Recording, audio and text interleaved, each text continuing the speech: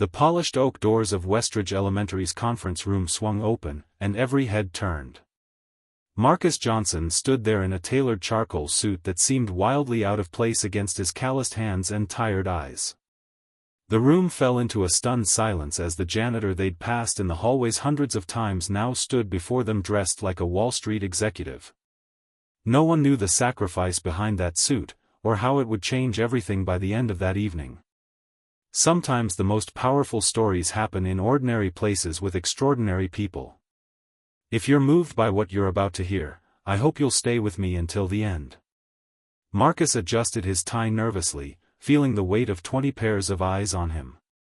For 3 years, he'd cleaned these floors after finishing his shift at the warehouse, taking any overtime he could get. 2 jobs barely kept a roof over their heads after his wife's medical bills and funeral costs had emptied their savings. His daughter Lily, now 10, deserved better than their cramped apartment and the second-hand clothes he scoured thrift stores to find.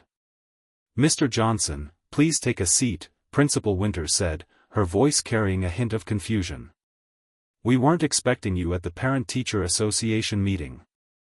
He nodded stiffly, lowering himself into the only empty chair at the long table. The suit, a gift from his late father-in-law's closet that he'd kept preserved for years, felt foreign against his skin. Marcus had never worn it before tonight, saving it for a moment that truly mattered. This was that moment. "The proposal on the table," continued Mrs. Winters, "is to cancel the after-school arts program due to budget constraints. The district simply cannot afford." "That's why I'm here," Marcus interrupted, his voice steadier than his racing heart. The room turned to him again. "My daughter Lily lives for that program." Councilwoman Veronica Tate, dressed in her designer outfit, raised a perfectly shaped eyebrow. "And your solution is?" Marcus reached into his breast pocket and removed a folded sheet of paper. "I've calculated the shortfall. It's $4,200 per semester." He slid the paper across the table. "I'm offering to donate that amount." Murmurs rippled through the room. The school board treasurer adjusted his glasses. "Mr. Johnson, with all due respect, are you aware of the amount you're committing to?" Marcus nodded. "I am." What he didn't say was that the money represented his entire emergency fund, everything he'd managed to save over 3 years of working 16-hour days. "May I ask how you intend to?" the treasurer began. "I sold my wife's car," Marcus said simply. "It's been sitting in storage since she passed. Emma would have wanted this. Art was everything to her." The room fell silent again, but this time with a different energy. Lily had inherited her mother's artistic talent. While Marcus worked his double shifts, she stayed in the after-school program, painting landscapes that looked remarkably like the vacation spots her mother had always dreamed of visiting. When he'd found Lily crying over the program cancellation notice, something inside him broke. The suit had been his father-in-law's parting gift, for when you need to be taken seriously, son. Principal Winters cleared her throat. "Mr. Johnson, your generosity is remarkable, but this isn't a permanent solution." "I know," Marcus replied. "That's why I've also arranged meetings with 3 local businesses willing to sponsor the program moving forward. They just needed someone to coordinate the effort."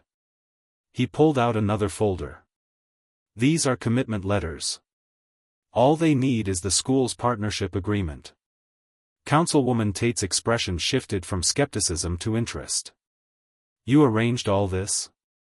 When do you even have the time?" Marcus smiled faintly. "Between midnight and 2 a.m. You'd be surprised what a parent can accomplish when their child's happiness is at stake." Board member Davis leaned forward.